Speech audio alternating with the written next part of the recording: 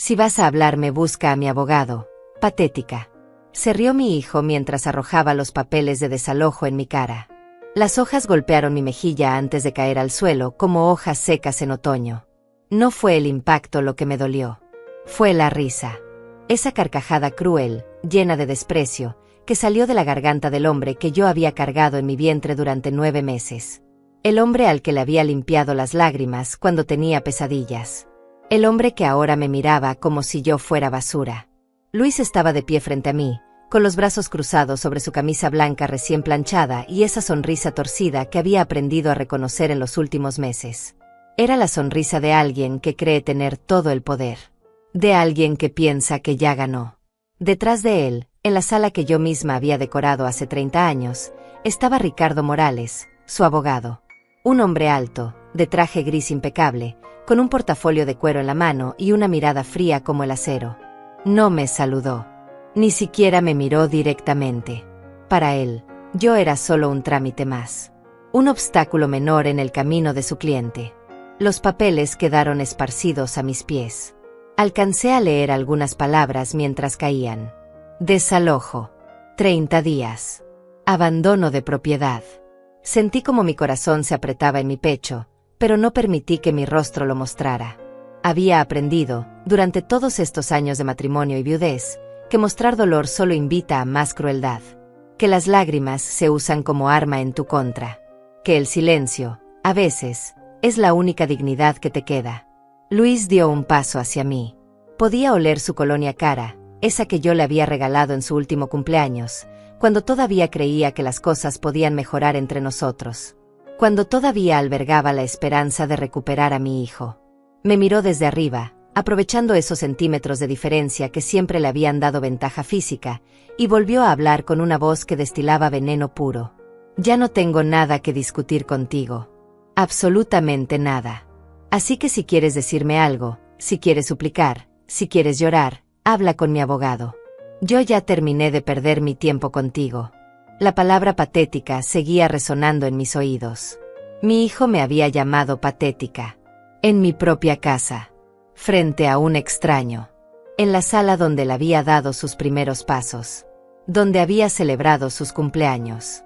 Donde yo lo había consolado después de su primera decepción amorosa. Sentí como algo se quebraba dentro de mí, pero no era lo que él esperaba. No era mi espíritu. Era otra cosa. Algo más profundo y definitivo. Era el último hilo de obligación emocional que todavía me ataba a él.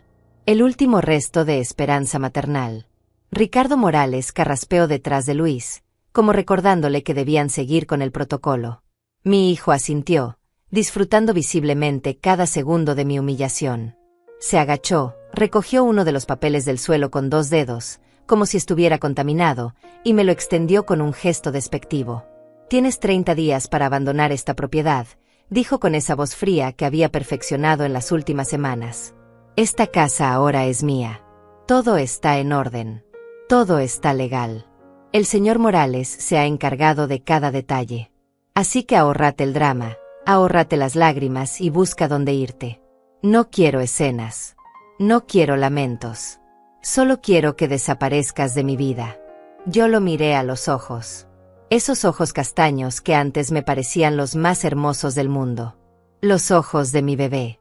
Los ojos que yo había protegido de las pesadillas, del miedo, de la tristeza.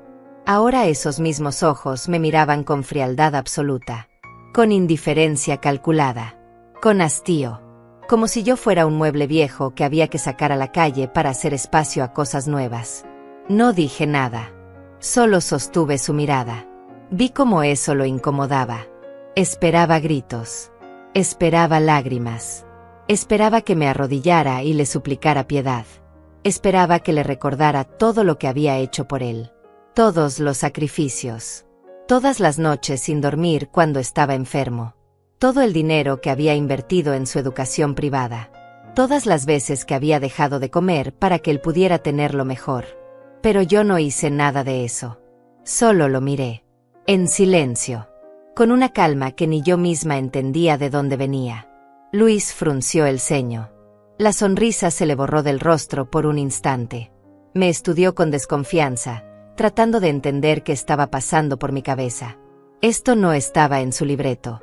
Él había ensayado esta escena en su mente, estoy segura.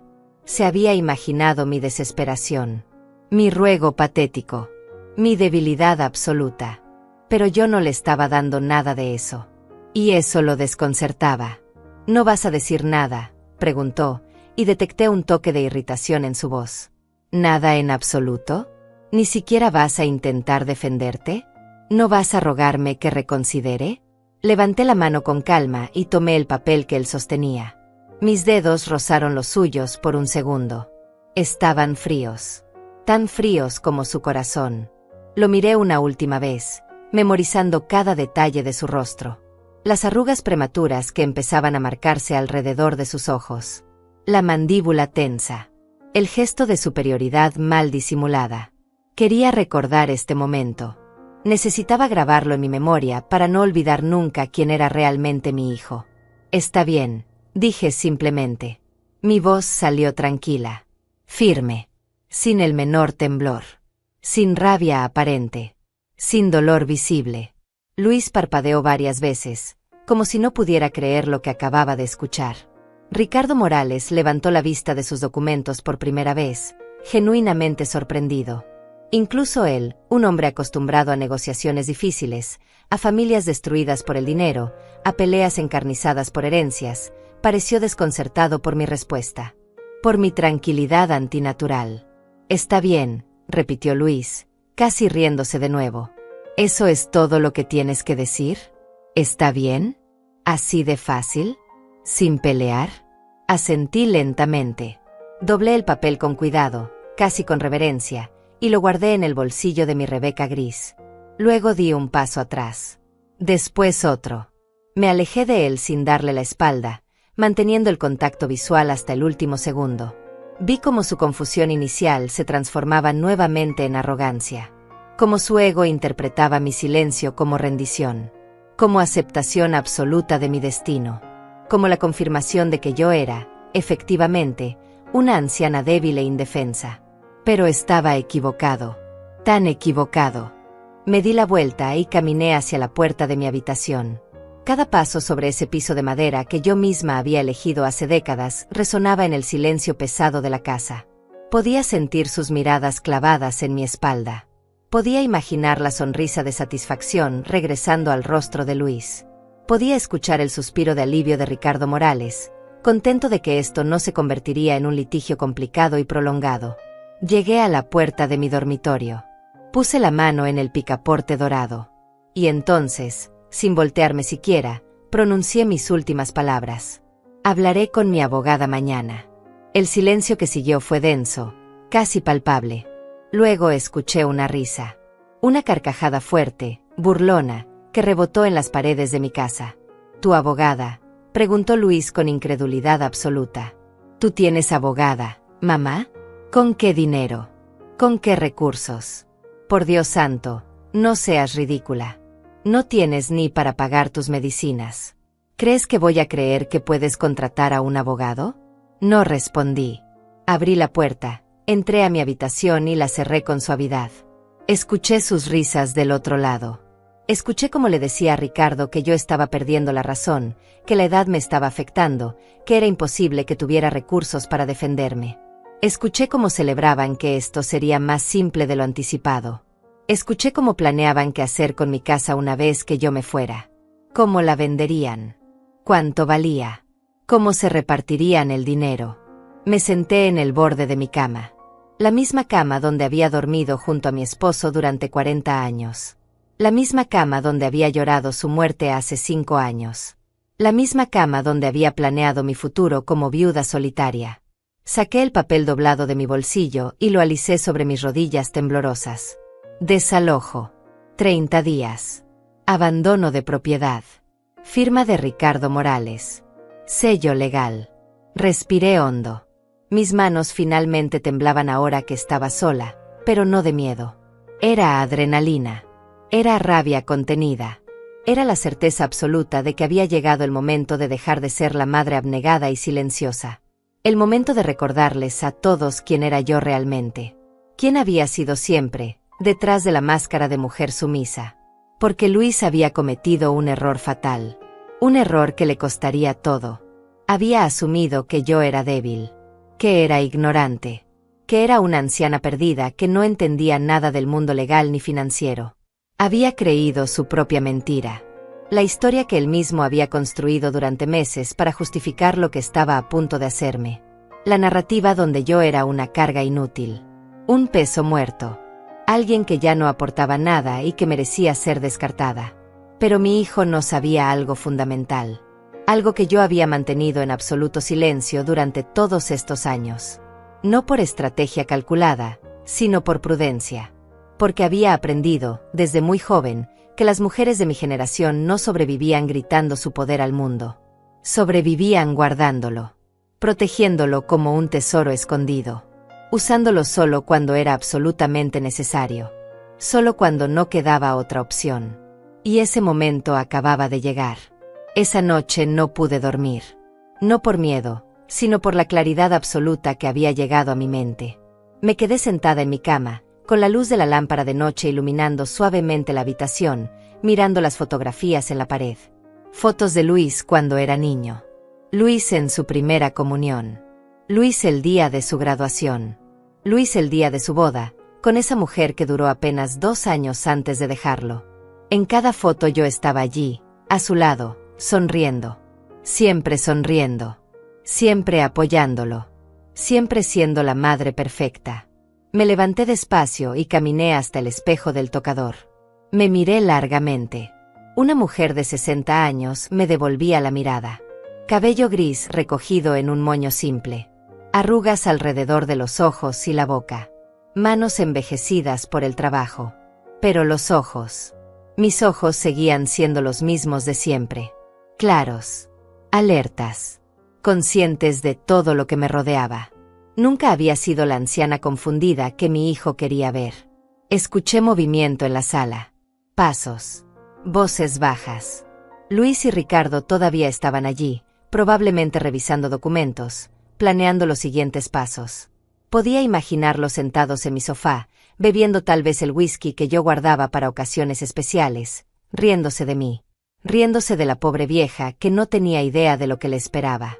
Abrí el cajón superior de mi tocador. Allí, debajo de mis pañuelos y mis joyas modestas, estaba el sobremanila que había guardado hace 3 años. Cuando mi esposo murió y todo el mundo asumió que yo quedaría desamparada. Cuando todos esperaban que me derrumbara. Cuando Luis comenzó a hacerse cargo de las cosas sin preguntarme, como si yo no tuviera capacidad para tomar decisiones. Ese fue el momento en que entendí que necesitaba protegerme. No de extraños. De mi propia sangre. Saqué el sobre y lo puse sobre la cama. No lo abrí. No necesitaba hacerlo. Sabía exactamente lo que contenía. Copias de escrituras. Documentos bancarios. Registros de propiedad. Certificados que probaban, sin lugar a dudas, que todo lo que Luis creía suyo nunca le había pertenecido. Que cada paso que había dado en los últimos meses estaba construido sobre una mentira. Una mentira que él mismo se había creído. Me senté nuevamente en la cama y sostuve el sobre entre mis manos. Recordé el día en que fui a ver a Elena Torres. Fue 6 meses después del funeral de mi esposo. Luis había empezado a actuar extraño. Preguntaba mucho sobre papeles. Sobre cuentas bancarias. Sobre la casa. Sobre inversiones que yo supuestamente no entendía. Me hablaba con ese tono condescendiente, como si yo fuera una niña que necesitaba que le explicaran las cosas con palabras simples. Elena era amiga de mi prima Ana. Una abogada seria, de unos 45 años, con un despacho pequeño pero respetable en el centro de la ciudad. Cuando fui a verla, ella me recibió con té y galletas, y me escuchó durante 2 horas sin interrumpirme. Le conté todo. Mis sospechas. Los cambios en el comportamiento de mi hijo. Las conversaciones que había escuchado a medias cuando él pensaba que yo no prestaba atención. Las visitas de abogados que llegaban a casa y me pedían que firmara papeles sin explicarme bien qué eran. Elena no me juzgó. No me dijo que estaba paranoica o que era imposible que un hijo hiciera algo así. Me miró a los ojos y me dijo algo que nunca olvidaré. Amelia, me dijo, la sangre no garantiza lealtad. Y el amor de madre no te obliga a ser ingenua. Si sientes que algo no está bien, probablemente no lo está. Esa tarde revisamos todo. Cada documento que yo había llevado en mi bolsa. Elena iba poniendo papeles sobre su escritorio, organizándolos, haciendo anotaciones. De vez en cuando levantaba la vista y me hacía preguntas. Preguntas específicas que yo respondía con precisión porque, contrario a lo que mi hijo creía, yo siempre había estado al tanto de todo. Siempre había sido yo quien manejaba las finanzas de la casa. Siempre había sido yo quien pagaba las cuentas, quien invertía los ahorros, quien tomaba las decisiones importantes. Mi esposo confiaba en mí para eso. Y yo nunca le fallé. Cuando terminamos, Elena se recostó en su silla y exhaló lentamente. Amelia, me dijo, todo está a tu nombre. La casa, las cuentas, las inversiones, todo. Tu esposo se aseguró de que fuera así antes de morir. Luego hizo una pausa y agregó, pero necesitas proteger esto. Porque si tu hijo cree que puede quitártelo, va a intentarlo. Y va a usar cualquier medio necesario. Le pregunté qué debía hacer. Ella me explicó pacientemente. Necesitamos asegurarnos de que todos los documentos estén actualizados. Que no haya ninguna ambigüedad legal. Que quede claro que tú eres la única propietaria de todos los bienes. Y necesitas guardar copias de todo en un lugar seguro. Lejos de tu casa. Por si acaso. Seguí sus instrucciones al pie de la letra. Durante los siguientes 3 meses, Elena se encargó de todo. Actualizó registros. Certificó documentos. Se aseguró de que cada papel tuviera mi firma, mi nombre, mi identificación. Y yo guardé copias de todo en su oficina, en una caja de seguridad que solo ella y yo conocíamos. Luis nunca supo nada de esto. Nunca supo de mis visitas a Elena. Nunca supo que yo estaba 3 pasos adelante de él. Porque yo seguía siendo la misma madre de siempre en apariencia. La que le preparaba su comida favorita. La que lavaba su ropa cuando venía a visitarme. La que escuchaba sus quejas sobre su vida. La que le daba dinero cuando él decía que tenía problemas. La madre abnegada que él podía manipular fácilmente. Pero por dentro, yo estaba cambiando. Cada día que pasaba y veía cómo él me trataba con más desprecio, cada vez que me hablaba como si yo fuera estúpida, cada momento en que ignoraba mis opiniones o tomaba decisiones sin consultarme, algo en mí se endurecía. No era odio. Era algo más frío. Era aceptación. La aceptación de que mi hijo no era quien yo creía. De que el niño que yo había criado se había convertido en un extraño. En alguien capaz de traicionar a su propia madre por dinero. Él sobreseguía sobre mi cama, esperando. Miré el reloj. Eran casi las 11 de la noche. Escuché cómo se cerraba la puerta de entrada. Luis y Ricardo finalmente se iban. Escuché el motor de un auto encendiéndose. Luego, silencio. La casa quedó en silencio absoluto. Un silencio que ya no me asustaba. Un silencio que se sentía como preparación. Como la calma antes de la tormenta. Me puse de pie y caminé hasta la ventana. Corrí la cortina ligeramente y miré hacia la calle. El auto de Ricardo desaparecía en la esquina. Luis no se había ido con él. Eso significaba que había dejado su auto en mi entrada.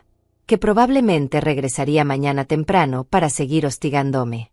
Para asegurarse de que yo entendiera que no tenía opciones. Que estaba vencida. Sonreí levemente. Una sonrisa pequeña, casi imperceptible, que solo yo pude ver reflejada en el vidrio de la ventana. Dejé caer la cortina y regresé a mi cama. Tomé el sobremanila y lo guardé nuevamente en su lugar, debajo de los pañuelos. Mañana por la mañana llamaría a Elena. Le diría que había llegado el momento. Que Luis había dado el paso definitivo. Que ya no había marcha atrás. Me acosté finalmente, pero mantuve los ojos abiertos en la oscuridad. Pensé en todo lo que había construido en mi vida. Esta casa que había comprado con mi esposo hace 35 años, cuando Luis apenas tenía 5 años. La habíamos pagado con sacrificio. Trabajando los dos. Ahorrando cada dólar. Esta casa había visto nacimientos y muertes. Había cobijado amores y también dolores. Había sido testigo de toda mi vida adulta. Y ahora mi hijo quería arrebatármela como si fuera un objeto sin valor. Como si los recuerdos no importaran. Como si yo no importara. Pensé en mi esposo. En cómo él había confiado en mí para cuidar de todo después de su muerte. En cómo me había hecho prometerle que no dejaría que nadie me quitara lo que era nuestro. En cómo me había dicho, en sus últimos días, que fuera fuerte. Que no me dejara pisotear por nadie. Ni siquiera por nuestro propio hijo si él intentaba aprovecharse de mí. En ese momento no entendí por qué me decía eso. Luis era nuestro hijo único. Nuestro orgullo. ¿Cómo iba él a hacerme daño? Pero mi esposo me conocía. Y conocía a nuestro hijo mejor de lo que yo quería admitir. Él había visto señales que yo me negaba a ver. Había notado el egoísmo creciente. La falta de empatía. La obsesión por el dinero. Las mentiras pequeñas que luego se volvieron grandes. Mi esposo lo sabía. Y por eso se aseguró de que todo quedara a mi nombre. De que yo estuviera protegida. Las lágrimas finalmente llegaron. No de tristeza por lo que Luis me estaba haciendo. Esas lágrimas ya las había llorado meses atrás. Estas eran lágrimas de gratitud hacia el hombre que me había amado lo suficiente para protegerme incluso después de su muerte. Hacia el hombre que había confiado en mi inteligencia cuando nuestro propio hijo me consideraba tonta. Hacia el hombre que me había dado las herramientas para defenderme, aunque eso significara defenderme de nuestra propia sangre. Me sequé las lágrimas con la manga de mi camisón y respiré profundamente. Mañana sería un día importante. Mañana comenzaría el proceso que terminaría con la farsa de Luis. Mañana mi hijo descubriría que había subestimado completamente a la mujer que le dio la vida. Y cuando ese momento llegara, yo estaría lista. Tranquila. Firme. Sin culpa. Porque no hay traición en defenderse. No hay crueldad en proteger lo que es tuyo. No hay maldad en negarte a ser víctima de quien debería amarte incondicionalmente. Cerré los ojos finalmente. Y por primera vez en meses, dormí profundamente. Sin pesadillas. Sin ansiedad. Con la paz que solo viene cuando sabes que tomaste la decisión correcta. Cuando sabes que ya no tienes que fingir. Cuando sabes que la mentira está por terminar. A la mañana siguiente desperté con el sonido de la puerta principal abriéndose. Miré el reloj en mi mesa de noche. Apenas eran las 7:30. Luis había regresado. Escuché sus pasos pesados en la sala, el sonido de algo arrastrándose, quizás muebles. Luego su voz, hablando por teléfono con alguien. Hablaba alto, deliberadamente alto, como queriendo que yo lo escuchara.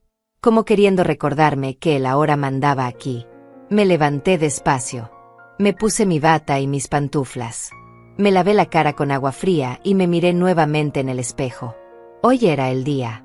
Respiré hondo, salí de mi habitación y caminé hacia la cocina. Necesitaba café. Necesitaba mantener la rutina. Actuar como si nada hubiera cambiado. Como si los papeles de ayer no existieran. Como si mi vida no estuviera siendo desmantelada frente a mis ojos. Cuando entré a la cocina, Luis estaba allí. Sentado en mi mesa, con su teléfono en la mano, revisando mensajes. Ni siquiera levantó la vista cuando entré. Actué como si él no estuviera. Llené la cafetera con agua, me di el café, encendí la estufa. Cada movimiento era automático. Años de hacer lo mismo todas las mañanas. Pero esta mañana todo se sentía diferente. Cargado. Pesado. Espero que hayas dormido bien, dijo Luis sin levantar la vista de su teléfono. Porque necesitas empezar a empacar tus cosas. Ricardo dice que es mejor que salgas antes de los 30 días.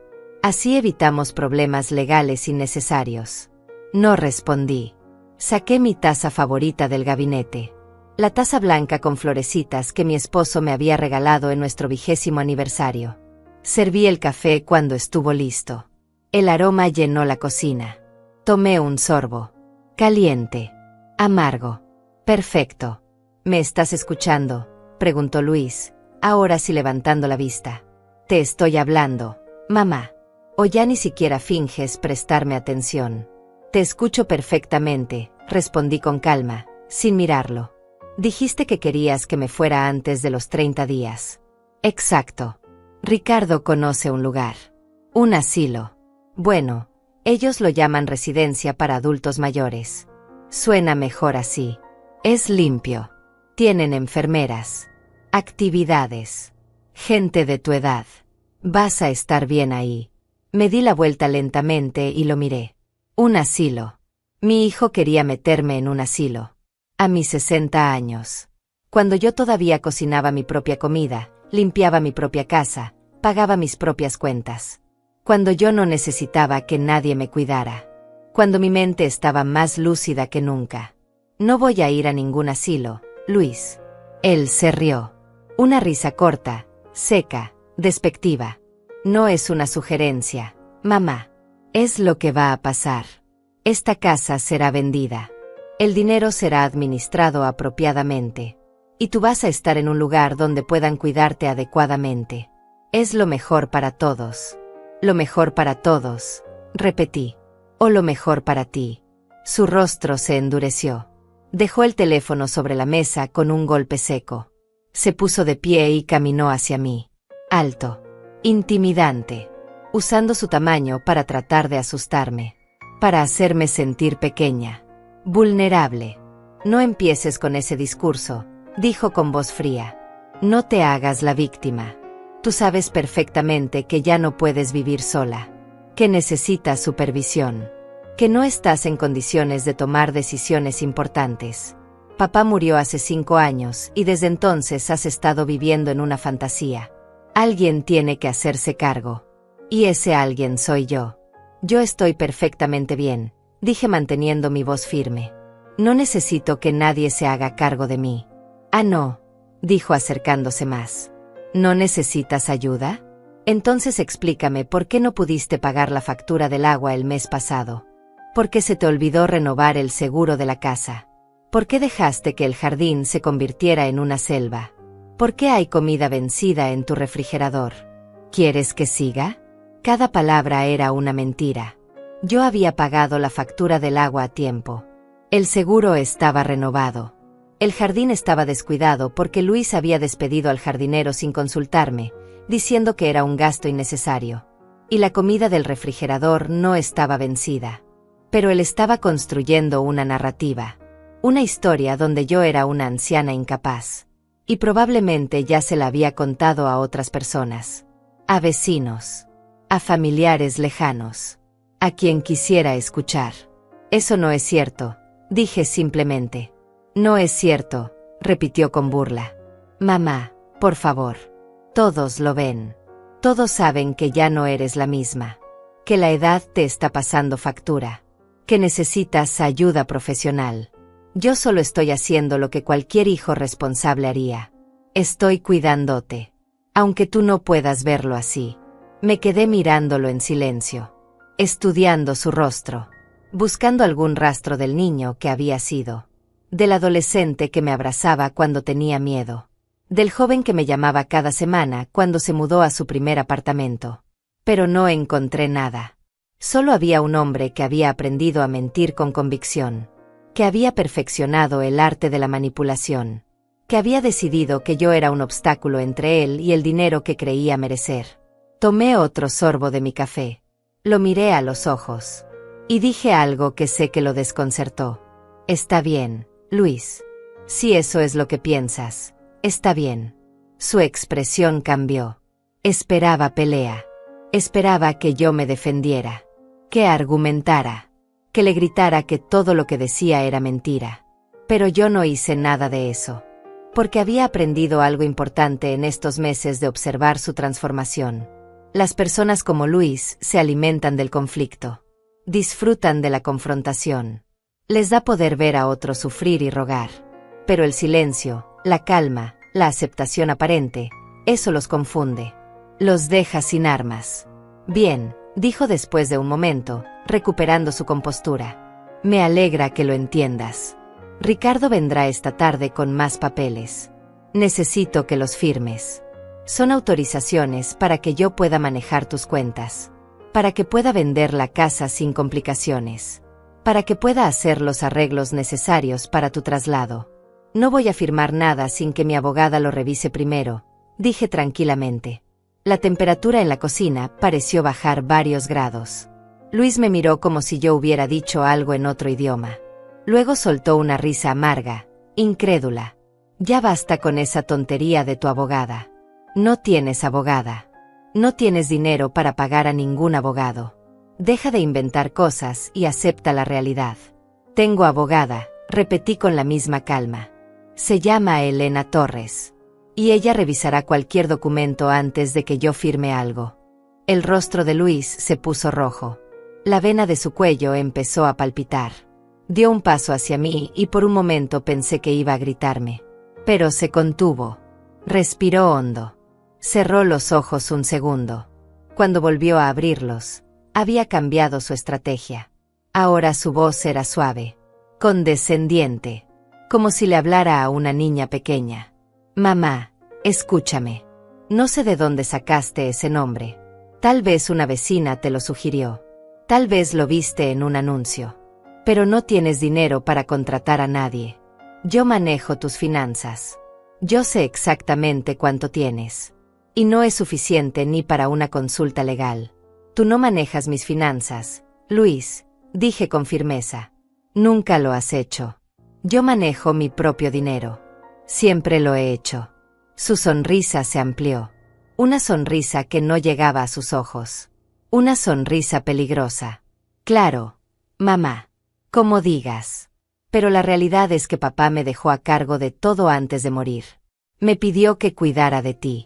Que me asegurara de que no te aprovecharan. De que no tomaras decisiones equivocadas. Y eso es exactamente lo que estoy haciendo. Eso es mentira, dije sin alterarme. Tu padre nunca hizo eso. Tu padre se aseguró de que todo quedara a mi nombre. Él confiaba en mí. Completamente. Algo peligroso brilló en los ojos de Luis. Se acercó tanto que pude oler el café en su aliento. Puso sus manos sobre la mesa, a ambos lados de mi taza, acorralándome. Su voz se volvió un susurro amenazante. Escúchame bien. No sé qué crees que sabes. No sé qué fantasías te has creado en tu cabeza. Pero voy a decirte algo una sola vez. Esta casa es mía. El dinero es mío. Todo lo que papá dejó es mío. Porque tú no tienes la capacidad de manejarlo. Porque tú estás vieja. Porque tú no entiendes cómo funciona el mundo ahora. Y si intentas pelear esto, si intentas complicar las cosas, te prometo que te vas a arrepentir. ¿Me estás amenazando?, pregunté mirándolo directamente a los ojos. Te estoy diciendo la verdad. Te estoy diciendo cómo son las cosas. Puedes aceptarlo con dignidad o puedes hacer un escándalo y quedar como una vieja loca que no sabe cuándo rendirse. Tú decides. Se enderezó, tomó su teléfono de la mesa y caminó hacia la sala. Antes de salir de la cocina se detuvo y se dio la vuelta. Ricardo estará aquí a las 3. Espero que estés lista. Y espero que hayas recuperado el sentido común para entonces. Porque si sigues con este cuento de la abogada imaginaria, voy a tener que tomar medidas más drásticas. Y créeme, mamá, no quieres que llegue a eso. Salió de la cocina. Escuché cómo encendía la televisión en la sala. Cómo se acomodaba en el sofá. En mi sofá. En mi sala. En mi casa. Actuando como si ya fuera el dueño de todo. Como si yo ya no existiera. Como si yo fuera un fantasma esperando desaparecer. Terminé mi café despacio. Lavé la taza con cuidado. La sequé y la guardé en su lugar. Cada movimiento era deliberado. Tranquilo. Porque aunque mi corazón latía rápido, aunque sentía la rabia hirviendo bajo mi piel, no podía permitir que él viera mi verdadera reacción. No podía darle esa satisfacción. Regresé a mi habitación. Cerré la puerta. Saqué mi teléfono celular del cajón donde lo guardaba. Era un modelo simple, sin complicaciones. Marqué el número que tenía memorizado. Elena contestó al segundo timbre. Elena, soy Amelia, dije con voz baja pero firme. Necesito verte hoy. Es urgente. Ha comenzado. Elena me citó a las 11 de la mañana en su oficina. Me dijo que llevaría todo preparado. Que solo necesitaba que yo le confirmara que estaba lista para proceder. Le dije que sí. Que nunca había estado más segura de algo en mi vida. Colgué el teléfono y me senté en la cama, mirando el reloj. Eran las 8:15. Tenía casi 3 horas antes de salir. 3 horas en las que tenía que actuar con normalidad absoluta. No podía darle a Luis ninguna razón para sospechar. Me bañé con calma.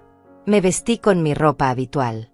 Un pantalón gris, una blusa blanca sencilla, mi Rebeca. Nada llamativo. Nada que sugiriera que hoy era diferente a cualquier otro día. Me recogí el cabello en mi moño de siempre. Me puse mis aretes pequeños de perla. Me miré una última vez en el espejo. La misma Amelia de todos los días. La madre invisible. La anciana que supuestamente no entendía nada. Salí de mi habitación con mi bolso colgado del brazo. Luis seguía en la sala, ahora hablando por teléfono nuevamente. Esta vez con alguien sobre tasaciones de propiedades. Escuché cómo decía que la casa tenía al menos $300,000 de valor. Cómo planeaba venderla rápido. Como ya tenía compradores interesados. Hablaba de mi casa como si fuera un simple negocio. Como si no hubiera recuerdos en cada pared. Como si no importara que esta fuera la única casa que yo había conocido como propia en toda mi vida. Voy a salir, dije desde el pasillo. Él me miró por encima del hombro, sin dejar de hablar por teléfono. Hizo un gesto vago con la mano, como diciendo que no le importaba. Como si mi presencia o ausencia fuera irrelevante. Salí por la puerta principal sin decir nada más. El aire fresco de la mañana me golpeó el rostro. Respiré hondo. Era un día hermoso. El cielo estaba despejado. Los pájaros cantaban en los árboles de la calle. La vida seguía su curso normal mientras mi mundo entero estaba a punto de cambiar para siempre. Caminé hasta la parada del autobús. No tenía auto propio. Nunca lo había necesitado. Todo lo que necesitaba estaba cerca. El supermercado, la farmacia, la iglesia. Y cuando necesitaba ir más lejos, tomaba el autobús. Era más económico, más sensato. Pero Luis siempre había usado eso en mi contra. Decía que yo dependía de otros para movilizarme. Que no era independiente. Que necesitaba ayuda constante. Otra mentira más en su colección. El autobús llegó puntual. Me senté cerca de la ventana y observé la ciudad pasar. Las calles que conocía de memoria. Los negocios que habían estado ahí durante décadas. Algunos nuevos que no reconocía. El mundo cambiaba. Yo también estaba cambiando. Pero Luis seguía viéndome como la misma mujer de hace 20 años. Esa era su debilidad. Su incapacidad para ver que yo también evolucionaba. Que yo también aprendía. Que yo también podía ser estratégica cuando era necesario. Llegué a la oficina de Elena 15 minutos antes de la cita. Su despacho estaba en un edificio antiguo pero bien mantenido, en el tercer piso. Subí por las escaleras despacio, sin apurarme. Cuando llegué a su puerta, ella ya me estaba esperando. Me recibió con un abrazo cálido. Siempre había sido así. Profesional pero humana. Seria pero compasiva. Amelia, pasa por favor, dijo guiándome a su oficina. ¿Quieres café? ¿Agua? Estoy bien, gracias, respondí sentándome en la silla frente a su escritorio. Elena cerró la puerta y se sentó frente a mí. Sobre su escritorio había una carpeta gruesa. La reconocí. Era mi carpeta. La que contenía todos los documentos que habíamos preparado durante estos 3 años. Toda la protección que yo había construido en silencio. Toda la verdad que Luis desconocía completamente. Cuéntame qué pasó, dijo Elena abriendo la carpeta. Le conté todo. Desde el momento en que Luis arrojó los papeles en mi cara hasta la conversación de esta mañana en la cocina. Elena tomaba notas mientras yo hablaba. De vez en cuando fruncía el ceño. De vez en cuando negaba con la cabeza. Cuando terminé mi relato, ella cerró su libreta y me miró con seriedad. Amelia, esto es más grave de lo que pensábamos. Tu hijo no solo está intentando quedarse con tu propiedad. Está construyendo un caso legal para declararte incapaz. Los comentarios sobre tu salud mental, sobre tu incapacidad para manejar tus finanzas, sobre la necesidad de internarte en una residencia, todo eso es parte de una estrategia. Probablemente Ricardo Morales ya tiene testigos preparados. Gente que dirá que te han visto confundida, desorientada, incapaz. Sentí como mi estómago se apretaba. ¿Testigos? ¿Quién testificaría en mi contra? Pensé en mis vecinos. En las personas con las que hablaba en el supermercado. En los conocidos de la iglesia. ¿Había Luis ya plantado semillas de dudas sobre mi capacidad mental? ¿Había estado diciendo a otros que yo estaba perdiendo la razón? Es posible, continuó Elena, que ya haya iniciado un proceso legal para obtener tu tutela. Si tiene éxito, él tendría control total sobre todos tus bienes, sobre tu vida entera. Podría internarte sin tu consentimiento, vender tu casa sin tu aprobación, manejar tu dinero como le plazca.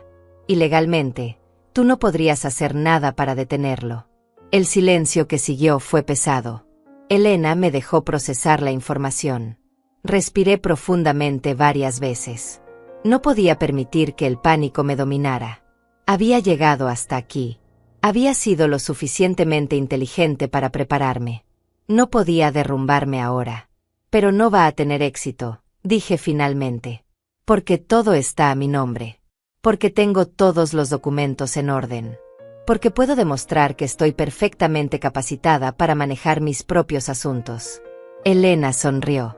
Era una sonrisa pequeña pero genuina. Exactamente, dijo.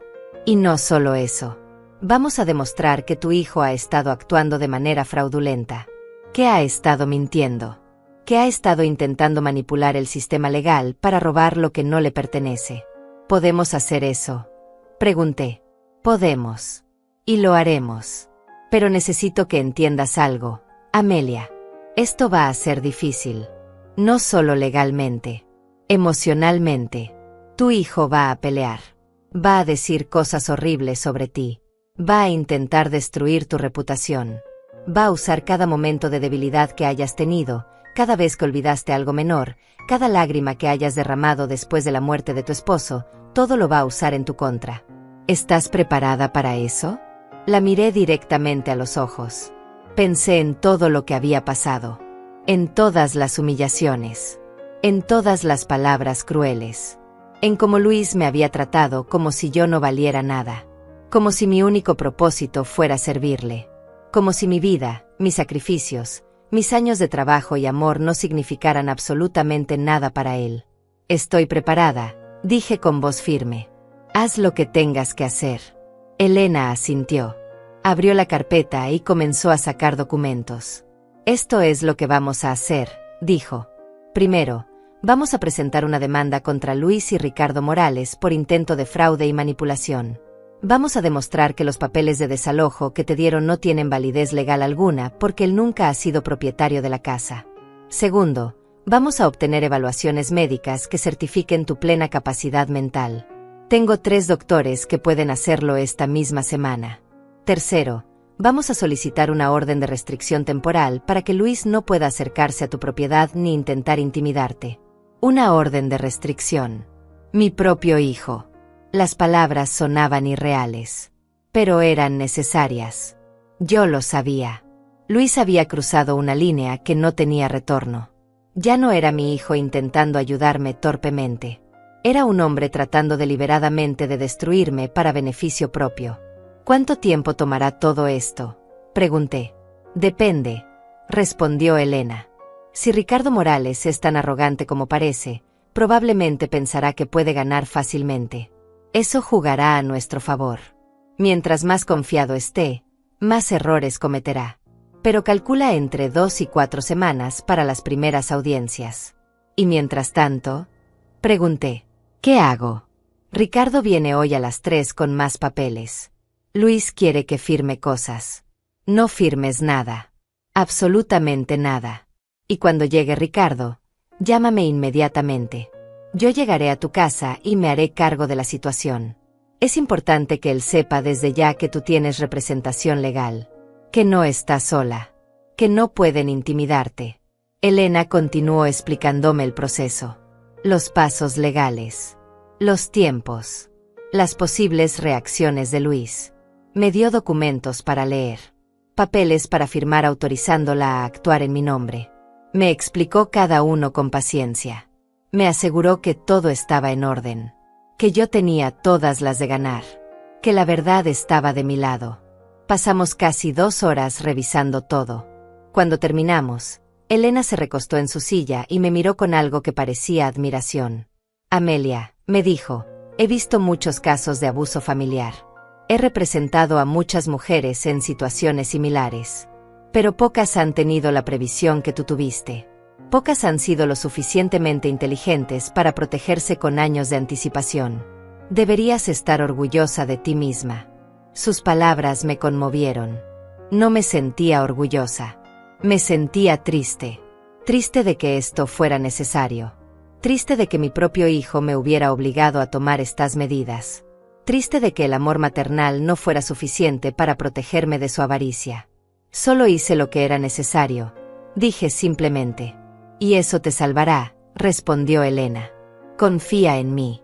Esto terminará bien para ti. Tu hijo va a descubrir que subestimó completamente a la mujer que lo crió. Salí de su oficina cerca de la 1 de la tarde. El sol estaba alto en el cielo. Hacía calor. Caminé hasta una pequeña cafetería que estaba en la misma calle y pedí un sándwich y un jugo. Necesitaba comer algo antes de regresar. Necesitaba recuperar fuerzas para lo que vendría. Me senté junto a la ventana y observé a la gente pasar. Personas con sus vidas normales. Sus problemas cotidianos. Sus rutinas. Envidiaba esa normalidad. Esa paz. Pero al mismo tiempo sabía que yo no podía volver atrás. No podía fingir que esto no estaba pasando. No podía permitir que Luis ganara simplemente porque enfrentar la realidad era doloroso. Terminé mi almuerzo despacio. Bebí mi jugo hasta la última gota. Pagué la cuenta y salí nuevamente a la calle. Tomé el autobús de regreso a casa. Durante el trayecto repasé mentalmente todo lo que Elena me había dicho. Los pasos a seguir. Las cosas que debía y no debía hacer. Lo importante que era mantener la calma. No reaccionar con emoción. Dejar que la ley hiciera su trabajo. Llegué a mi casa a las 2:30. Luis seguía allí, pero ahora estaba en la cocina, comiendo algo que había sacado de mi refrigerador. Me miró cuando entré. ¿Dónde estabas?, preguntó con tono acusatorio. Salí a hacer unos mandados, respondí quitándome el suéter. ¿Qué mandados? No me dijiste que tenías que hacer nada. No tengo que darte explicaciones de mis movimientos, Luis. Esta sigue siendo mi casa. Él dejó de comer y me miró con esa expresión que ya conocía bien. Esa mezcla de irritación y superioridad. Por ahora, dijo. Por ahora es tu casa. Pero eso va a cambiar muy pronto. No respondí. Fui a mi habitación y cerré la puerta. Me senté en la cama y esperé. Esperé a que el reloj marcara las 3. Esperé a que Ricardo Morales llegara con sus papeles y su arrogancia. Esperé el momento en que todo cambiaría. El momento en que Luis finalmente entendería que había cometido el error más grande de su vida. El timbre sonó exactamente a las 3 en punto. Escuché cómo Luis abría la puerta. Escuché la voz de Ricardo Morales saludando. Escuché sus pasos entrando a la sala. Escuché cómo arrastraban sillas. Cómo abrían portafolios. Cómo organizaban papeles sobre mi mesa de centro. Preparando el escenario para lo que ellos creían sería mi rendición final. Me quedé sentada en mi cama unos minutos más. Necesitaba ese momento. Necesitaba centrarme. Respiré hondo 3 veces. Saqué mi teléfono del bolsillo y marqué el número de Elena. Contestó inmediatamente. Ya llegó, dije simplemente. Voy para allá. No firmes nada. Estaré ahí en 15 minutos. Colgué. Guardé el teléfono. Me puse de pie y me alicé la blusa. Me miré una última vez en el espejo. La misma mujer de 60 años. Pero ahora con algo diferente en los ojos. Una certeza. Una firmeza que no había estado ahí antes. O tal vez siempre había estado ahí, y yo simplemente no me había dado permiso de mostrarla. Salí de mi habitación y caminé hacia la sala. Luis y Ricardo estaban sentados en el sofá, rodeados de documentos. Cuando me vieron entrar, Ricardo se puso de pie. Era la primera vez que me mostraba ese mínimo de respeto. Probablemente parte de su estrategia. Ser cortés para que yo bajara la guardia. Señora López, buenas tardes, dijo con una sonrisa profesional que no llegaba a sus ojos. Gracias por recibirme. Sé que esto debe ser difícil para usted, pero le aseguro que estamos aquí para ayudarla. Para facilitarle las cosas. No respondí. Solo me quedé de pie junto a la entrada de la sala, con los brazos cruzados, observándolos. Ricardo intercambió una mirada con Luis. Mi hijo asintió levemente, como dándole permiso para continuar. Hemos preparado algunos documentos, continuó Ricardo, que simplificarán enormemente todo el proceso de transición. Son autorizaciones básicas que permitirán que su hijo pueda manejar sus asuntos de manera más eficiente. Venta de la propiedad, transferencias bancarias, decisiones médicas si fuera necesario. Todo pensando en su bienestar, por supuesto. Por supuesto, repetí con ironía apenas perceptible. Ricardo no la captó. O eligió ignorarla. Extendió varios documentos hacia mí. Hojas llenas de texto legal. Párrafos densos. Lenguaje complicado diseñado para confundir. Para que alguien como yo, que supuestamente no entendía estas cosas, firmara sin cuestionar. Si pudieras simplemente firmar aquí, aquí y aquí, dijo señalando las líneas con una pluma cara que sacó de su bolsillo. Yo puedo actuar como testigo. Todo estará en orden y podremos proceder sin demoras innecesarias. No voy a firmar nada, dije con calma absoluta. El silencio que siguió fue eléctrico. Ricardo parpadeó varias veces. Bajó lentamente los papeles. Miró a Luis buscando alguna explicación. Mi hijo tenía el rostro rojo de rabia contenida. Mamá, dijo Luis con esa voz forzadamente paciente, ya hablamos de esto.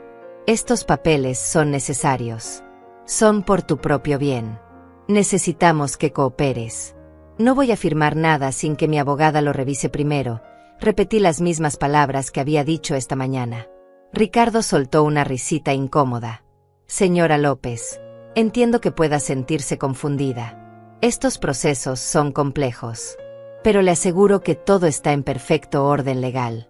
No necesita una segunda opinión. Todo ha sido revisado meticulosamente. No estoy confundida, señor Morales. ¿Y si necesito una segunda opinión? Mi abogada está en camino. Llegará en unos minutos. Pueden esperarla si desean. La expresión de Ricardo cambió completamente. La máscara de cortesía profesional se resquebrajó. Miró a Luis con algo que parecía alarma. Luis se puso de pie bruscamente, tirando algunos papeles al suelo. «Tu abogada», gritó. «Ya basta con esa mentira ridícula. No tienes abogada. No tienes dinero para pagar a ningún abogado. Deja de inventar cosas y firma los malditos papeles». «Tengo abogada», dije sin alterarme por sus gritos. «Se llama Elena Torres. Y ella revisará cada documento antes de que yo firme cualquier cosa. Si tienen problema con eso, pueden retirarse de mi casa ahora mismo». Ricardo se puso de pie también. Su rostro había perdido toda la amabilidad fingida. Ahora había algo diferente en sus ojos. Preocupación.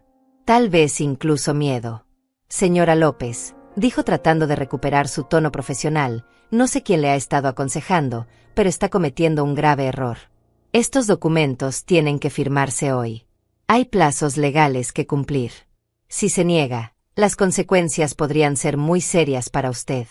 Las únicas consecuencias serias serán para quienes están intentando defraudarme», respondí mirándolo directamente a los ojos. Luis dio un paso hacia mí. Su rostro estaba deformado por la ira. «¿Defraudarte? ¿Defraudarte? Yo soy tu hijo. Todo lo que estoy haciendo es por ti. Y tú me pagas con esta desconfianza. Con estas acusaciones. Todo lo que estás haciendo es por ti, Luis. Por tu dinero. Por tu codicia. No por mí». El timbre sonó nuevamente. Los tres nos quedamos inmóviles. Luis me miró con odio puro. Ricardo recogía rápidamente sus papeles del sofá, metiéndolos en su portafolio con movimientos nerviosos. Yo caminé hacia la puerta con calma y la abrí. Elena Torres estaba allí, vestida impecablemente con un traje gris oscuro, su portafolio en la mano, y esa mirada seria y profesional que imponía respeto inmediato. «Amelia», dijo saludándome con un pequeño gesto de cabeza. «Elena, pasa por favor», respondí haciéndome a un lado. Ella entró a mi casa con paso firme. Sus tacones resonaban sobre el piso de madera.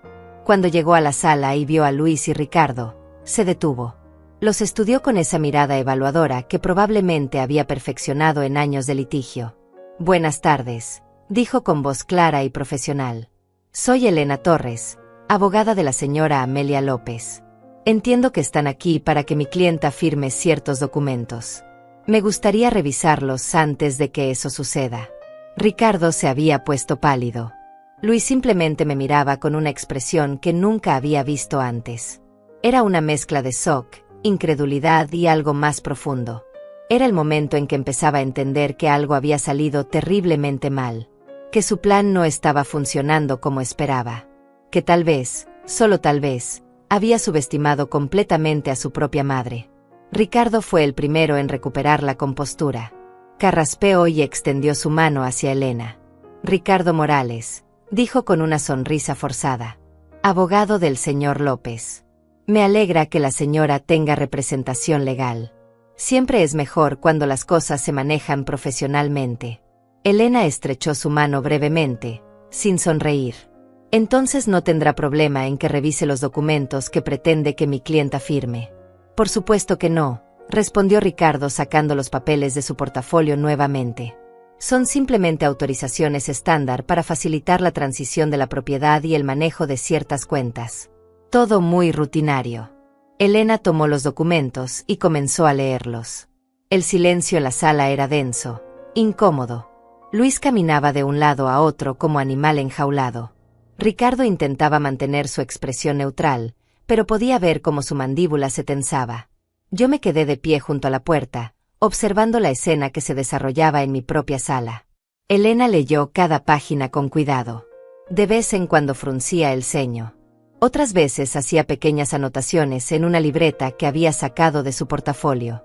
Después de lo que pareció una eternidad, levantó la vista y miró directamente a Ricardo. Estos documentos, dijo con voz fría, son un intento de fraude. No tienen ninguna validez legal. Y el hecho de que usted, como abogado, esté intentando que mi clienta los firme constituye una violación grave de ética profesional.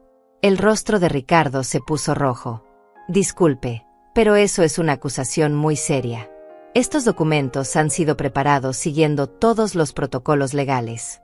Protocolos legales, repitió Elena.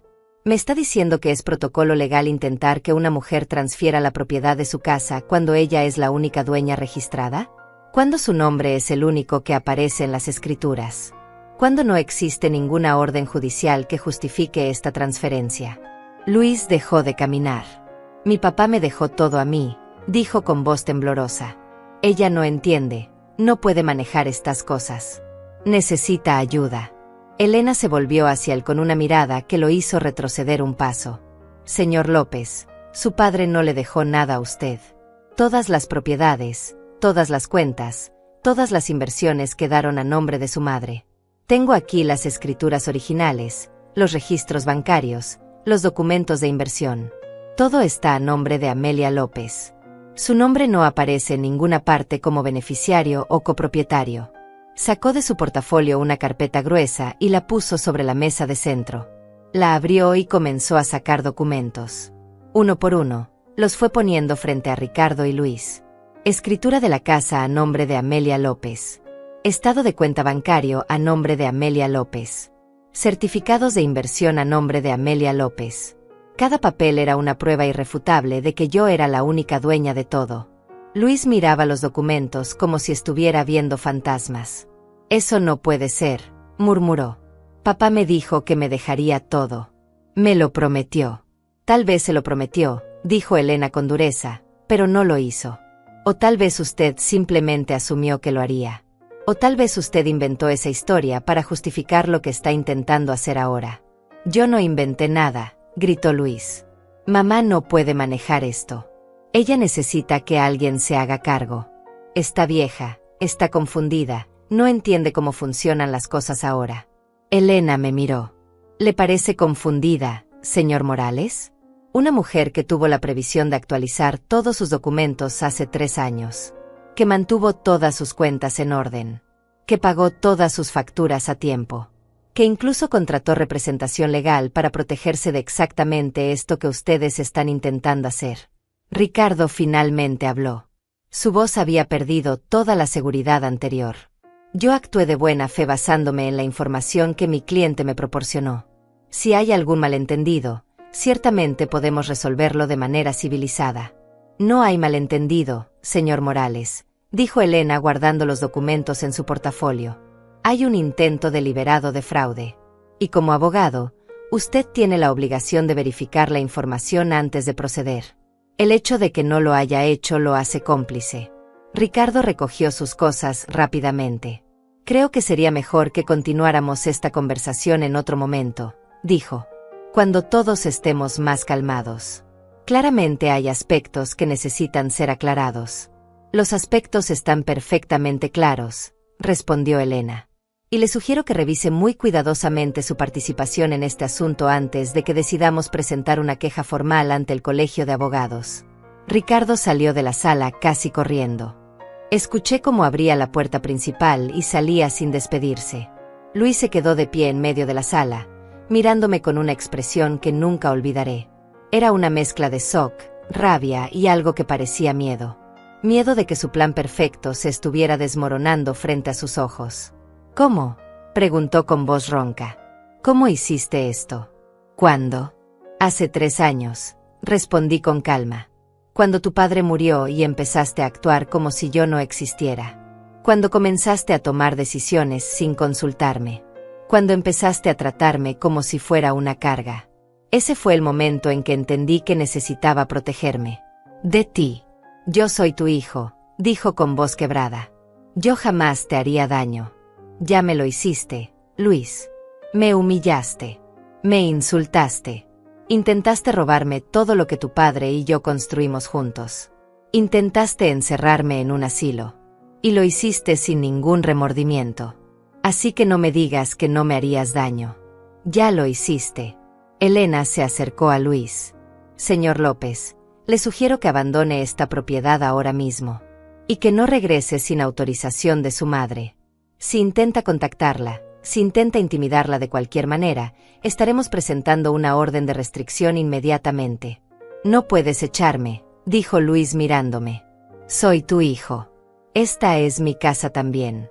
Esta nunca fue tu casa, Luis. Esta es mi casa. Siempre lo ha sido. Y ahora necesito que te vayas. Él me miró con odio puro. Esto no termina aquí, dijo. Voy a pelear esto. Voy a demostrar que no estás bien. Que necesitas ayuda. Que no puedes tomar decisiones por ti misma. Adelante. Respondí. Intenta demostrar que una mujer que tuvo la inteligencia de proteger sus bienes con 3 años de anticipación no está capacitada para tomar sus propias decisiones. Va a ser interesante ver cómo lo haces. Luis recogió su teléfono de la mesa. Caminó hacia la puerta sin decir nada más. Antes de salir se detuvo y se dio la vuelta una última vez. Vas a arrepentirte de esto, dijo. Te vas a quedar sola. Sin familia. Sin nadie. Y entonces vas a entender lo que perdiste. Ya perdí a mi hijo hace mucho tiempo, respondí con voz tranquila. El día que decidiste que el dinero era más importante que tu madre. Así que no, Luis. No tengo nada más que perder. Salió dando un portazo. Escuché como su auto arrancaba con furia. El sonido del motor alejándose. Y luego, silencio. Un silencio profundo, absoluto, que llenó cada rincón de mi casa. Elena y yo nos quedamos en silencio durante varios minutos después de que Luis se fuera. Ella seguía de pie en medio de la sala, con su portafolio en la mano, observándome con atención. Supongo que estaba esperando a ver si yo me derrumbaría. Si finalmente las lágrimas llegarían. Si el peso de lo que acababa de hacer me aplastaría. Pero no pasó nada de eso. Me sentí extrañamente tranquila. Como si un peso enorme se hubiera levantado de mis hombros. Como si por primera vez en años pudiera respirar completamente. ¿Estás bien?, preguntó Elena finalmente. Estoy bien, respondí. Mejor de lo que he estado en mucho tiempo. Ella asintió y se sentó en el sofá. Amelia, necesito que entiendas algo. Esto no ha terminado. Luis va a intentar pelear. Probablemente va a contratar otro abogado, uno que realmente verifique los hechos. Va a buscar formas de declararte incompetente. Va a intentar demostrar que yo te manipulé o que estabas confundida cuando actualizaste todos los documentos. Lo sé, dije sentándome frente a ella. Y estoy preparada para eso. Bien. Porque vamos a necesitar ser muy estratégicas. Mañana voy a coordinar las evaluaciones médicas que te mencioné. Necesitamos tener certificaciones de al menos 3 profesionales diferentes que confirmen tu plena capacidad mental. También voy a solicitar copias de todos los registros de pago de tus cuentas de los últimos 3 años. Eso demostrará que has estado manejando tus finanzas perfectamente. Elena continuó explicándome el plan. Cada paso que seguiríamos. Cada posible movimiento de Luis y cómo lo contrarrestaríamos. Me habló de testigos que podríamos llamar. Vecinos que podían testificar sobre mi comportamiento normal. El personal del banco que me conocía. Mi médico de cabecera que me veía regularmente.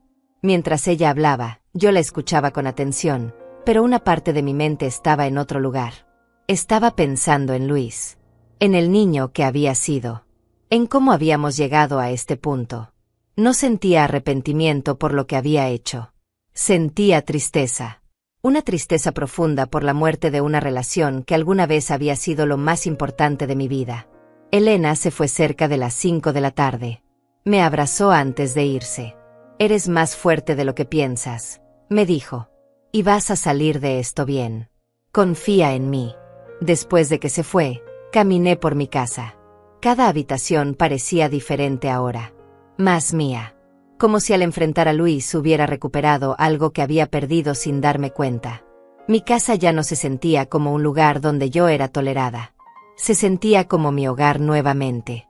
Esa noche dormí profundamente por segunda noche consecutiva. Sin pesadillas. Sin despertar cada hora. Mi cuerpo finalmente se permitía descansar porque mi mente sabía que ya no tenía que estar en guardia constante. La batalla había comenzado oficialmente, pero yo ya no estaba sola enfrentándola. Los días siguientes fueron una mezcla de rutina y preparación legal.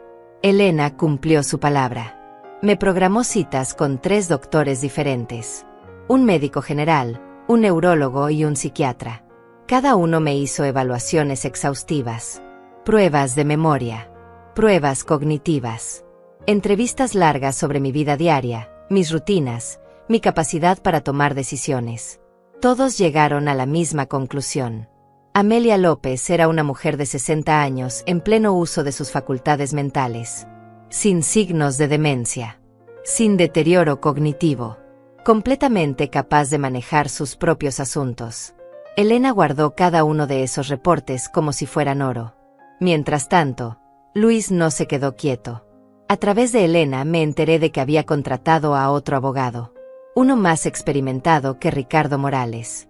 Un hombre llamado Santiago Bravo que tenía reputación de ganar casos difíciles. Había presentado una demanda formal solicitando mi tutela basándose en supuesta incapacidad mental y física. Elena me mostró los documentos que Santiago había presentado. Eran perturbadores. Luis afirmaba que yo sufría de pérdida de memoria severa, que dejaba la estufa encendida, que me perdía caminando en mi propio vecindario, que había dado dinero a extraños, que no podía recordar si había comido o no. Mentira tras mentira, cuidadosamente construidas para pintar la imagen de una anciana en decadencia. Lo más perturbador era que había conseguido testigos. 2 vecinos que apenas conocía habían firmado declaraciones diciendo que me habían visto confundida en varias ocasiones. Una mujer del supermercado decía que yo había intentado pagar 2 veces por la misma compra. Un empleado del banco afirmaba que había ido a hacer un retiro y no podía recordar mi número de cuenta. Elena me explicó que esto era común. Luis probablemente les había pagado o les había contado versiones manipuladas de eventos reales. Tal vez yo se había vuelto al mostrador del supermercado porque olvidé comprar algo. Tal vez había dudado de mi número de cuenta por un segundo. Eventos normales que cualquier persona tiene, pero que Luis estaba retorciendo para construir su narrativa. Vamos a desmantelar cada una de estas afirmaciones, me aseguró Elena. Tenemos evidencia de que pagaste todas tus cuentas a tiempo. De que nunca has tenido un incidente con la estufa. De que caminas por tu vecindario sin problemas todos los días. Y cuando pongamos a estos testigos bajo juramento en una corte, su historia se va a desmoronar. La audiencia preliminar fue programada para 2 semanas después. Elena me preparó exhaustivamente. Me hizo practicar respuestas a preguntas difíciles. Me enseñó cómo mantener la calma bajo presión. ¿Cómo no reaccionar emocionalmente cuando Luis o su abogado dijeran cosas hirientes? El día de la audiencia amaneció frío y nublado. Me vestí con cuidado. Un vestido sencillo pero elegante. Nada demasiado formal. Nada que pareciera que estaba tratando de impresionar. Elena me había aconsejado que me viera como lo que era. Una mujer normal, competente, que estaba defendiendo lo que era suyo. Llegamos a la corte 30 minutos antes. Elena me guió a través de los pasillos hasta una sala de espera. Luis ya estaba allí, sentado junto a Santiago Bravo. Era la primera vez que veía a mi hijo desde el día en que lo eché de mi casa. Se veía diferente. Más delgado. Tenía ojeras. Su traje era caro pero arrugado, como si no lo hubiera planchado bien. Nuestras miradas se cruzaron por un segundo. Vi algo en sus ojos. No era odio como esperaba. Era algo más complejo. Había rabia, sí, pero también había confusión. Como si todavía no pudiera entender cómo había llegado a estar sentado en una corte peleando contra su propia madre. Desvié la mirada. No podía permitirme sentir compasión ahora. No cuando él seguía intentando destruirme. No cuando había construido una red de mentiras para quitarme todo. La compasión vendría después. Si acaso venía. Por ahora, necesitaba mantenerme firme. La asistente del juez salió y nos llamó. Entramos a la sala. Era más pequeña de lo que había imaginado. Un espacio simple con bancos de madera, un escritorio elevado para el juez, y 2 mesas para los abogados. Todo se sentía muy real de repente. Muy definitivo. El juez entró. Una mujer de unos 50 años, de expresión seria pero no severa.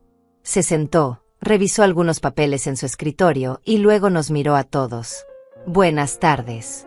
Estamos aquí para la audiencia preliminar en el caso López versus López. Solicitud de tutela. Antes de comenzar, quiero dejar claro que este es un asunto muy serio. Las tutelas no se otorgan a la ligera. Se requiere evidencia clara y convincente de que la persona en cuestión no puede manejar sus propios asuntos. ¿Ambas partes están listas para proceder?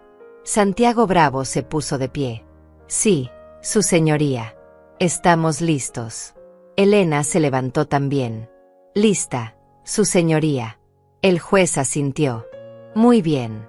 Comencemos entonces. Señor Bravo, presente su caso. Y así comenzó la batalla final. La batalla que determinaría no solo quién tenía razón legalmente, sino quién tenía razón moralmente. La batalla que demostraría si una madre podía defenderse de su propio hijo sin convertirse en la villana de la historia. Santiago Bravo comenzó su presentación con voz segura y profesional. Explicó al juez que Luis López, un hijo preocupado y responsable, había notado un deterioro significativo en la capacidad de su madre para cuidar de sí misma. Habló de incidentes específicos, de olvidos, de confusión, de decisiones financieras cuestionables. Pintó la imagen de un hijo amoroso tratando desesperadamente de proteger a su madre de sí misma. Escuché cada palabra sin mostrar emoción. Elena me había enseñado eso. No reaccionar. No negar con la cabeza.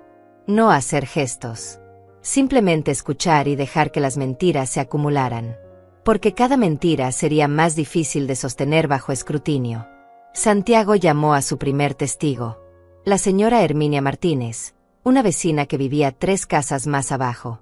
Era una mujer mayor, de unos 70 años, que subió al estrado con pasos lentos. Juró decir la verdad y se sentó. Señora Martínez, comenzó Santiago, ¿cuánto tiempo ha conocido a la señora López? Unos 15 años, respondió ella con voz temblorosa. Desde que nos mudamos al vecindario. ¿Y ha notado cambios en su comportamiento recientemente? Herminia dudó. Miró a Luis. Luego a mí. Bueno, sí. La he visto un poco confundida a veces. ¿Puede darnos un ejemplo específico? Una vez la vi parada en la esquina por mucho tiempo. Como si no supiera a dónde ir. Tuve que preguntarle si estaba bien. Elena se puso de pie inmediatamente. Objeción, su señoría. ¿La testigo preguntó a la señora López por qué estaba parada allí? ¿O simplemente asumió que estaba confundida? El juez miró a Herminia. ¿Le preguntó usted? Bueno, no exactamente. Solo asumí que... Entonces no sabe por qué estaba allí parada, interrumpió Elena. Podría haber estado esperando el autobús. O esperando a alguien. O simplemente disfrutando del día. Herminia se veía incómoda. Supongo que sí. Santiago intentó continuar con más preguntas, pero cada una fue desmantelada por Elena. Cada asunción fue cuestionada. Cada interpretación fue desafiada. Cuando Herminia finalmente bajó del estrado, era obvio que su testimonio no había ayudado el caso de Luis. El siguiente testigo fue peor aún para ellos. El empleado del banco, un joven de unos 25 años llamado Pablo, afirmó que yo había tenido problemas recordando información básica. Pero cuando Elena le preguntó cuándo había sido eso exactamente, él no pudo dar una fecha específica. Y cuando revisaron los registros del banco, no había ninguna nota de ningún incidente conmigo. De hecho, todos mis retiros y depósitos habían sido procesados sin problema alguno. Santiago intentó llamar a otro testigo, pero el juez lo detuvo. Señor Bravo, hasta ahora no he visto ninguna evidencia convincente de incapacidad. Sus testigos han dado testimonios vagos basados en suposiciones. ¿Tiene algo más sustancial? Su señoría, respondió Santiago claramente frustrado, el deterioro cognitivo no siempre es obvio para extraños. Es la familia quien lo nota primero. Mi cliente ha vivido esto de cerca. Ha visto el declive de su madre día a día. Entonces tal vez debería testificar él mismo, sugirió el juez. Señor López. Luis se puso de pie. Caminó hacia el estrado con pasos que intentaban parecer seguros, pero que yo podía ver que temblaban ligeramente. Juró decir la verdad y se sentó. Me miró directamente por primera vez desde que entramos a la sala. Santiago comenzó con preguntas suaves, estableciendo la relación entre Luis y yo. ¿Cuánto tiempo había pasado cuidándome después de la muerte de mi esposo? ¿Cómo había notado cambios graduales en mi comportamiento? Luis respondía con voz firme, repitiendo la narrativa que habían construido. Luego llegó el turno de Elena. Se puso de pie y caminó hacia el estrado. No llevaba ningún papel. No necesitaba notas. Sabía exactamente lo que iba a preguntar. Señor López, dijo con voz clara, ¿usted vive con su madre? No, respondió Luis. Tengo mi propio apartamento. ¿Cuántas veces por semana la visita? Luis dudó. Depende. 2 o 3 veces. ¿Y cuánto tiempo pasa con ella en cada visita? 1 hora. Tal vez 2. Entonces pasa aproximadamente 4 a 6 horas por semana con su madre. ¿Es correcto? Sí, más o menos. Interesante. Porque usted afirma conocer el estado mental de su madre mejor que nadie. Usted afirma que ella no puede cuidar de sí misma. Pero pasa menos de 30 horas al mes con ella. Elena hizo una pausa. ¿Sabe usted cuántas horas tiene un mes, señor López? Luis apretó la mandíbula. 720 horas aproximadamente. Exacto. Entonces usted pasa el 4% del tiempo con su madre. Y basándose en ese 4%, usted afirma saber que ella necesita tutela total. Yo la conozco mejor que nadie, insistió Luis. Soy su hijo. ¿Y eso le da autoridad para decidir sobre su vida? Elena caminó más cerca del estrado. Señor López, ¿es cierto que intentó que su madre firmara documentos transfiriendo su propiedad a su nombre sin que ella tuviera representación legal presente? El rostro de Luis se puso rojo. Yo estaba tratando de ayudarla. De simplificar las cosas. ¿Ayudarla? ¿O apropiarse de sus bienes? Elena sacó documentos de su portafolio. Tengo aquí los papeles que usted intentó que ella firmara. Transferencia completa de la propiedad. Acceso total a sus cuentas bancarias. Autorización para tomar todas las decisiones médicas. Si ella hubiera firmado esto, usted habría tenido control absoluto sobre su vida y sus bienes. ¿Correcto?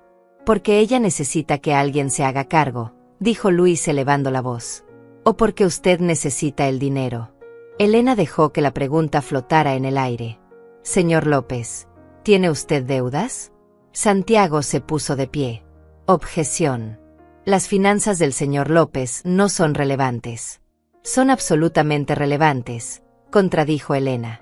Van directamente al motivo de esta solicitud de tutela. El juez asintió. Voy a permitir la pregunta. Señor López, responda. Luis miró a su abogado buscando ayuda. Santiago no podía hacer nada. Tengo algunas deudas, admitió finalmente. Como cualquier persona. ¿Cuánto? Presionó Elena. No sé exactamente. Elena sacó más papeles. Tengo aquí reportes de crédito. Tarjetas de crédito con $35,000 en deudas. Un préstamo personal de $20,000. Atrasos en pagos de su auto. ¿Quiere que continúe? El silencio en la sala era absoluto. Luis no respondió. No podía. La verdad estaba allí, documentada, innegable. Elena continuó. Su madre, por otro lado, no tiene deudas. Tiene su casa completamente pagada. Valuada en $300,000. Tiene cuentas de ahorro. Inversiones. Y ha manejado todo esto perfectamente durante los 5 años desde la muerte de su esposo. Sin su ayuda. Luis apretaba los puños sobre el estrado. Yo me merezco parte de eso, dijo con voz temblorosa. Soy su hijo. Es justo.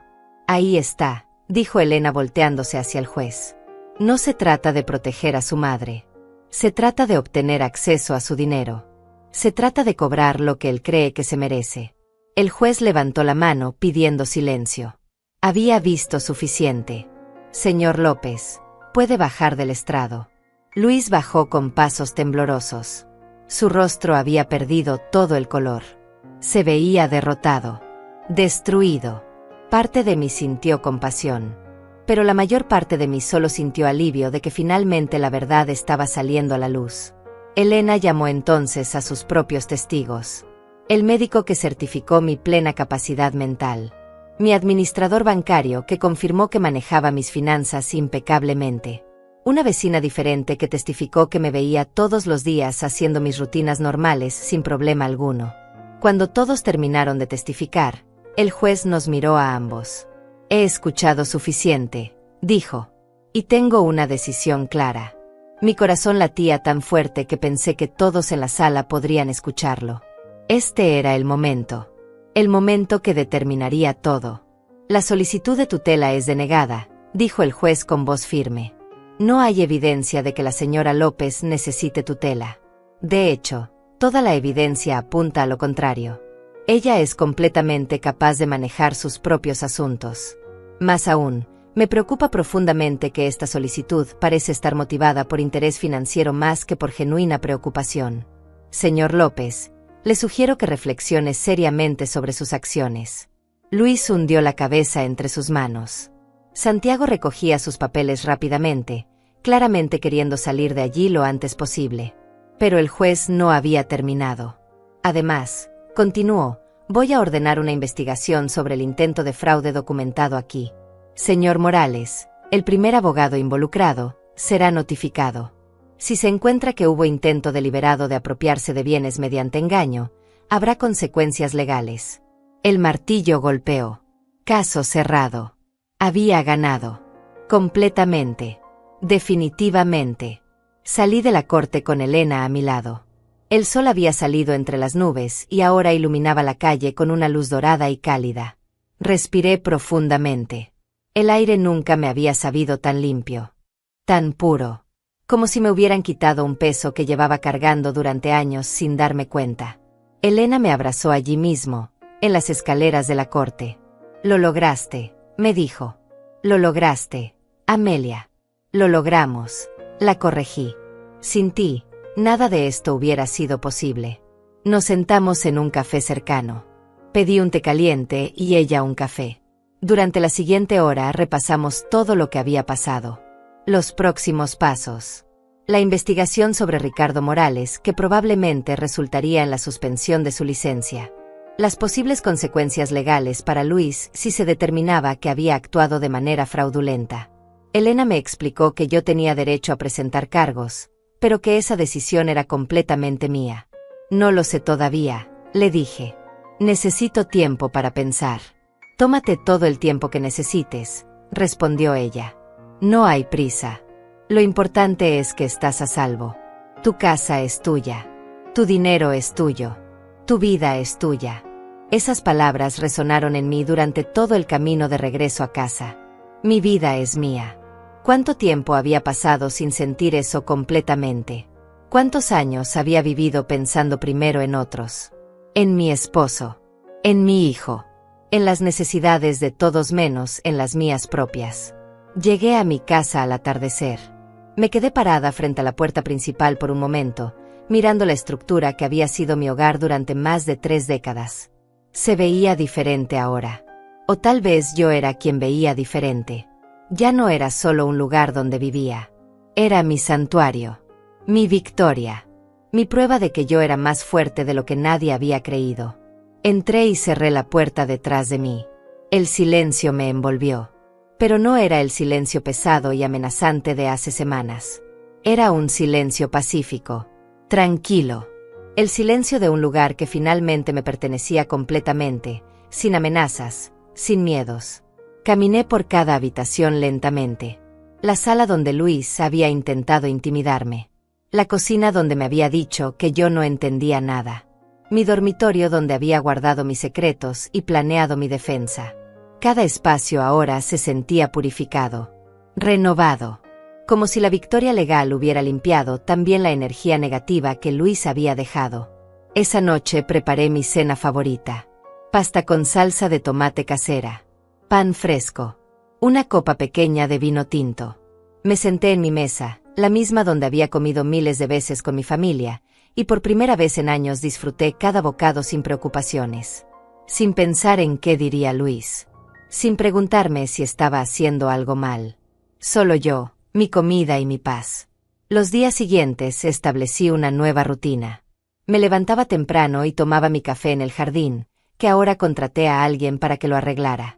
Caminaba por el vecindario sin prisa. Visitaba a amigas que había descuidado durante los meses difíciles. Leía libros que había querido leer pero nunca encontraba tiempo. Vivía. Simplemente vivía. Elena me llamaba regularmente para mantenerme informada. La investigación sobre Ricardo Morales avanzaba. Había más víctimas. Más casos donde había intentado tácticas similares. Probablemente perdería su licencia permanentemente. Santiago Bravo, el segundo abogado, había presentado una queja contra Luis por haberle mentido sobre los hechos del caso. Su reputación estaba destruida. En cuanto a Luis, había desaparecido. No intentó contactarme. No apareció en mi casa. A través de conocidos mutuales me enteré de que había tenido que vender su auto para pagar algunas deudas urgentes. Que había perdido su apartamento. Que estaba viviendo con un amigo. Parte de mí, esa parte maternal que nunca muere completamente, sintió pena por él. Pero era una pena distante. Como la que sientes por un extraño que ha tomado malas decisiones. 2 meses después de la audiencia, recibí una carta. No tenía remitente, pero reconocí la letra inmediatamente. Era de Luis. La sostuve en mis manos durante varios minutos antes de decidir abrirla. Elena me había advertido que él probablemente intentaría contactarme eventualmente. Que tal vez trataría de manipularme nuevamente. Que debía estar preparada. Abrí la carta con cuidado. Era corta. Solo un párrafo. Mamá, decía. Sé que no tengo derecho a pedirte nada. Sé que lo que hice fue imperdonable. No espero que me perdones. Solo quiero que sepas que lo siento. Realmente lo siento. Perdí el rumbo. Dejé que la codicia y la desesperación controlaran mis acciones. Y en el proceso, perdí lo único que realmente importaba. Te perdí a ti. No te pido que me respondas. Solo necesitaba que supieras que entiendo lo que hice. Y que voy a vivir con eso el resto de mi vida. Tu hijo, Luis. Doblé la carta lentamente y la guardé en un cajón de mi escritorio. No la rompí. No la tiré. Pero tampoco respondí. No estaba lista para eso. Tal vez nunca lo estaría. Y eso estaba bien. Yo había aprendido algo fundamental durante todo este proceso.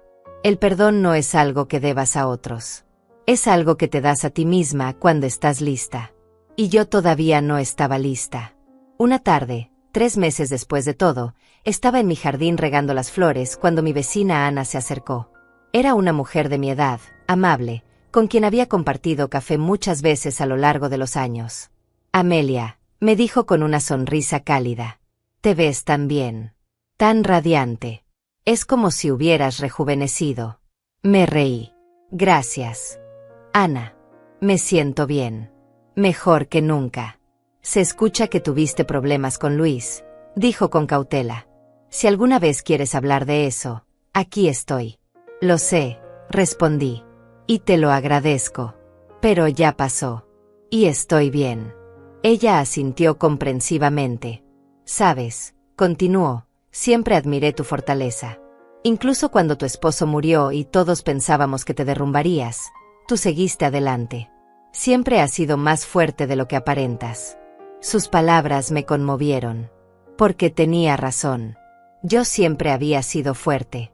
Solo que había confundido fortaleza con silencio. Había pensado que ser fuerte significaba soportar todo sin quejarme, sin defenderme. Pero había aprendido que la verdadera fortaleza es saber cuándo decir basta, cuándo trazar límites, cuándo pelear por lo que es tuyo. Pasaron los meses. El otoño llegó con sus hojas doradas y sus tardes frescas. Mi jardín floreció más hermoso que nunca. Mi casa se llenó de nueva vida. Adopté un gato, algo que siempre había querido pero que Luis decía que era una molestia.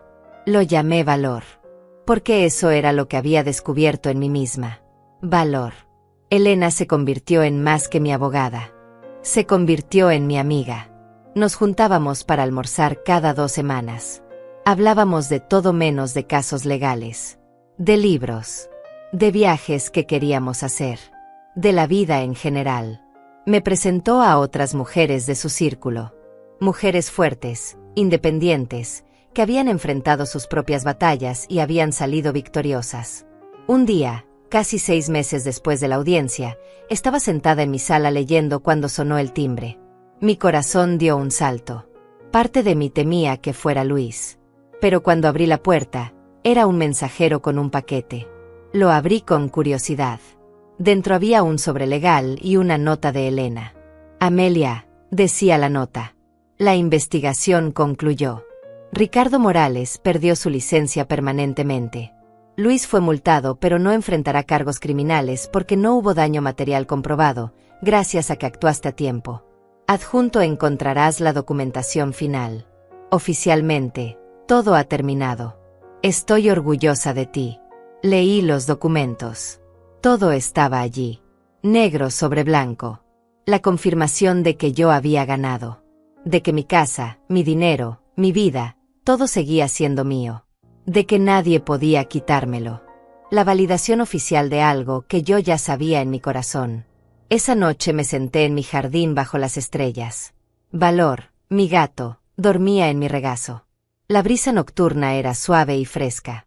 Pensé en todo el camino recorrido. En la mujer que había sido hace un año. Asustada. Insegura. Permitiendo que su hijo la pisoteara porque creía que eso era lo que las buenas madres hacían. Y pensé en la mujer que era ahora. Fuerte. Independiente. Dueña de su propio destino. No había sido un camino fácil. Había requerido valentía que no sabía que poseía. Había requerido tomar decisiones dolorosas. Había requerido soltar la ilusión de la familia perfecta que tanto había querido mantener. Pero lo había logrado. Había sobrevivido. Más que eso, había prosperado. Y mientras miraba las estrellas esa noche, supe con certeza absoluta que nunca volvería a permitir que nadie me hiciera sentir pequeña. Nunca volvería a confundir el silencio con la paz. Nunca volvería a creer que poner límites era egoísmo. Porque había aprendido la lección más importante de mi vida. Que amarte a ti misma no es traicionar a otros. Que defenderte no es ser cruel. Que guardar tu poder silenciosamente hasta que lo necesitas no es debilidad, es sabiduría. Y que a veces, el amor más importante que puedes dar es el amor propio. Mi hijo había arrojado papeles en mi cara y me había llamado patética. Había creído que yo no tenía opciones. Que estaba derrotada. Que era fácil de manipular. Pero se equivocó. Porque yo era Amelia López. 60 años de vida. 60 años de experiencia. 60 años de observar, aprender y guardar mi fuerza para cuando realmente la necesitara. Y cuando ese momento llegó, cuando no hubo más opción que pelear, lo hice. Sin gritos. Sin drama innecesario. Solo con la verdad, la ley y la certeza de que yo merecía respeto. Incluso de mi propio hijo. Especialmente de mi propio hijo. Ahora, sentada en mi jardín, en mi casa, con mi vida completamente bajo mi control, podía finalmente respirar. Podía finalmente descansar. Porque la batalla había terminado. Y yo había ganado. No porque fuera más fuerte que Luis, sino porque había sido más inteligente, más preparada, más dispuesta a hacer lo necesario para proteger lo que era mío. Esta era mi victoria. Silenciosa, definitiva y completamente mía. Y nadie, nunca más, podría quitármela.